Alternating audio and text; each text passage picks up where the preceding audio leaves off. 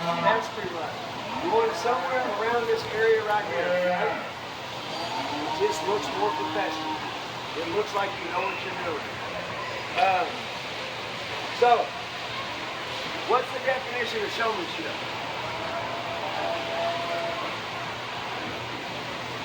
Yes, sir. Winning. Hoping the showmanship will help you win. So, yes, ma'am. More about you and not the cow. That's correct. Okay? So, and this is not an all-encompassing definition, but it's what matters the most. Because if you don't do this, it doesn't matter. Showmanship is showing your animal to its greatest potential by minimizing its weaknesses and maximizing its strength. Guys, I've seen kids, their calves out there standing like this, and they're sitting there going, and they have no clue their calf looks like crap.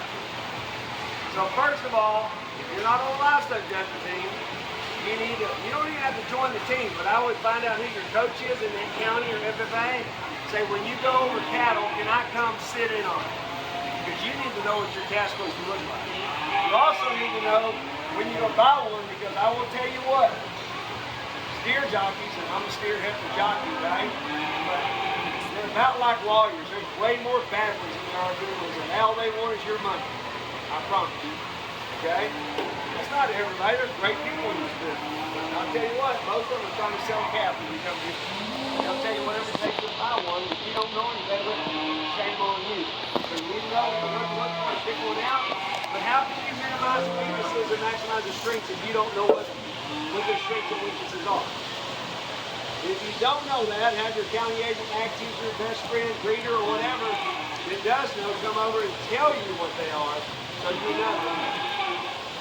So you know what to do and what not to do. Okay? This way. That just comes from experience. Like I had a guy call me yesterday and asked me to look up a calf on SC Online and told me how much the most you should speak for that calf. Now I can do that because that's what I do for a living, right? But when I was your age, I couldn't do that. I mean, I had a budget. Now, when we go to pick out steers, you know, when I was younger, I'd say, oh, I like that one there, but you can't afford that one. Well, I didn't know. Well, I like that one, you can't afford that one. I like that one, you can't afford that one. So I had a good eye, I just didn't know what like you just said. I didn't know the difference between whether I could afford the best one I could afford versus the best one I couldn't afford, right? And now my senior year, my dad didn't even go with me. He sent me off, told me to come back with 4 steers. Okay, because 10 years, 9 years later, I started figuring it out, right? And now here I am 40 years later. I still don't have what to figure out. There's some calves I'll be like, we've got a pretty good calf we sell for $2,500, right? Right now, that's market price. And then you look at some like, well, that was a pig, you sell for $50,000. Somebody got good, right? But sometimes that person didn't know what they're doing until I told them it was good, I'm a breeder, and they spent a lot of money on it. That just comes with time and experience. That's just getting out there. Being intentional about money. So, gotta have good eye contact. Guys, I see kids that walk in and you tell me a good eye contact. You see this young man in the maroon shirt, green cap, thank you by the way, is the judge. And they look, and the next thing you know, they're doing it. That's all they got. That's usually peewees and juniors, right? I'll tell you, intermediates and seniors, you got about 10 seconds to be in the hunt to show me. If you don't have it the first 10 seconds, like I was talking to the guy that's going to judge tomorrow, he said the first 5 steps, I know that kid's top 5. Now, juniors and peewees, the best one can be the worst one at the end, and the worst one in the front can be the best one at the end. It happens all the time, okay? But if I'm walking in, I'm literally staring him down.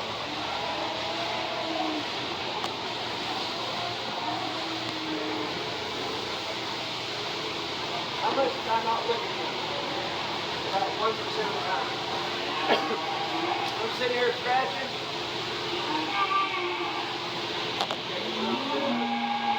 Wait till he doesn't look at me to do that. I'm staring at that judge. I've probably made judges, but I still show the open stuff. Like I knew Brant Poe, he was judging last 2 years ago. The look on his face like, dude, quit staring so hard, right? But I'd rather do that than not necessary, because I'll tell you what, how many times somebody not wearing showmanship and they didn't have good eye contact? Not one. Especially you look. Half the battle is the PP or the junior is eye contact and holding the head up and holding the show stick right. You hear that? Most kids don't do any of that. You hear They that? walk in like this. Right? And then get it as close as you can, get it set up and leave it and scratch it and scare that judge down. And that will win 90% of these shows. Now there's sometimes you get some kids that started being 4 years old. I judged a show once and this girl came in and said, "Mom," with a steer or ever, I can't remember what. Like the first time showing me. And I'm like, this girl I'm find out a really good ag teacher who knows the stuff about cattle. I didn't know who brought her in at the time, but she worked hands down. And I found out her daughter was like, well, that's what she is now, right? So it's all about your presence and your body language, your eye contact, how you're dressed, how your calf looks. I'm rinsing, brushing, blowing. I quit my kids' calves before they went in and showed me. Because it all makes a difference. Bobby will swear all the time to you if you don't have a good calf, you can't do a show. I disagree with that. We joke all the time. That's one of the few things we disagree with. I think you can win anything if you're good enough, right? But you can also make those teeth calves look good too if you work hard. Alright, so let's talk about the top. We already talked about the shoe, footwear, right? Jeans, ladies, we don't wear bell bottom or what do they call flare, right? Flares, is that what we call those jeans? Flares, they flare out. Your calf will step on those and they're going to face plant in the ring. Bobby had a customer and it ripped the pants all the way up the butt in San Antonio, and I had a customer, I just flipped one, she wanted to show me some customers. And she face planted in San Antonio, both on the same day, okay? You don't wear flare jeans. What's the most popular jean in the show ring? Savage. I don't know how expensive they are. Luckily, my daughter's married. I got a grandbaby. I'm trying to buy those.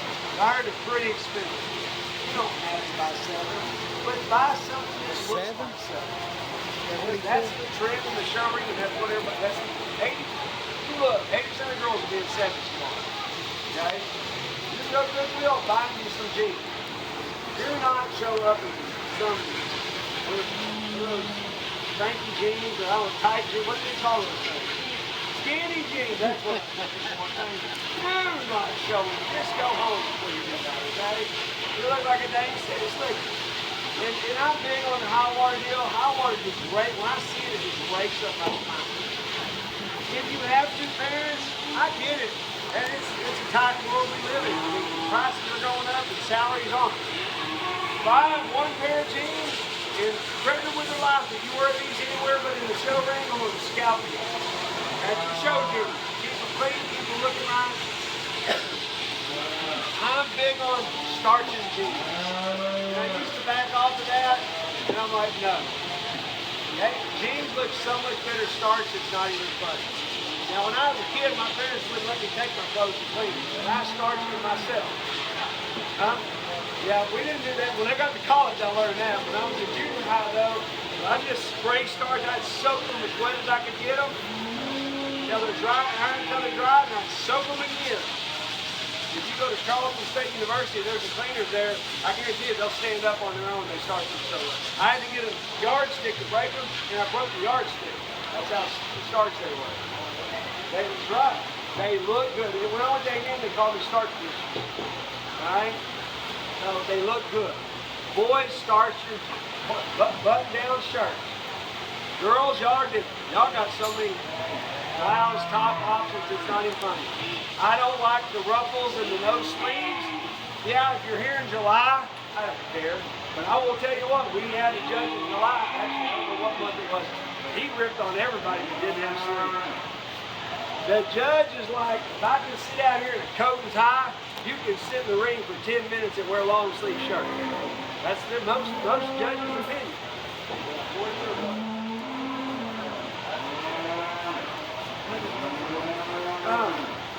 So wear a long sleeve shirt. Now I'll be honest with you, my kids wear a shirt like this in the summertime. We only went to 3 or 4 prospect shows. Now, we go to a major show, a county show, state show, or national show, we had long sleeve shirts on. Okay? Ruffles are out, girls. Don't wear them. Those long things that hang down and can blind the wind, get rid of them. Okay? As far as your hair is concerned, girls, pull it out of your face. I seen a girl do this and she goes, in the middle of showing, I would have come unglued with my daughter. We ain't got time for that. We're trying to win a show. Boys, on show day, don't wear your cap to the barn. Put it in the show box. Why? Because you're going to have hat hair. I don't have to worry about that, right? But you're going to have hat hair. Now, if you're going to take your hat off and go stick your head under the sink in the bathroom and redo your hair, well, then wear a cap. But don't walk in the show with hat hair. It shows that other people care more than you do. Doesn't mean you don't care, but it gives the impression that other people care more than you do. Okay? And this is coming from a guy that had a daughter that would literally go to the show box and the scotch comb out, do her hair with the scotch comb at the show box. Right? She was a pretty tomboy. But she still looked put together. Okay? Hats. Their cowboy hats are more accepted right now than they probably ever have been. Especially guys. And I've seen girls wear them. I got a girl that comes to my camp, she wears showmanship up in Oklahoma all the time. And she wears a hat 90% of the time in the ring. And I will tell you, if it's showmanship and you don't know the judge, leave your hat at the bar, at the show bar, cowboy hat. Because you don't know. People say, well, the judge is wearing one of the time. No, the judge didn't show the cap. And I had a kid, not my kid, a kid won a state hanging show. He had a cowboy hat. He went to take his cowboy hat to shake his hand. It fell off and went in his cap, and the cap almost got away from him. Now, how often does that happen? Probably not very often. But you don't want it to happen on that time for you. So, but, like I said, you can wear a cowboy hat more now than ever. Here's my caveat on the cowboy hat. Don't go to the Houston Stock Show and buy that $19.99 special that's got a wire in the brim and think you're wearing a cowboy hat to the showroom.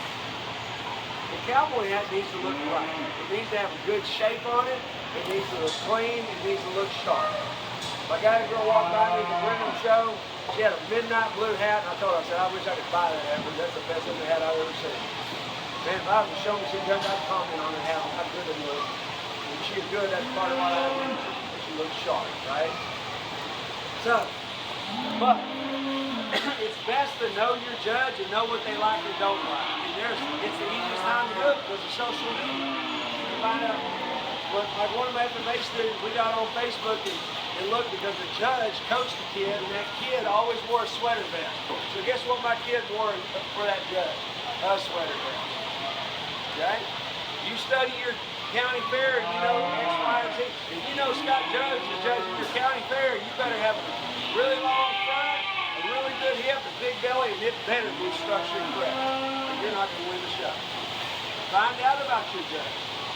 Especially if it's somebody been judging enough, it's all over the internet. It won't take much to find out. Look up their rants. What do they like? They post pictures. You can see what they like in those pictures of their cattle they're selling. Okay? Questions.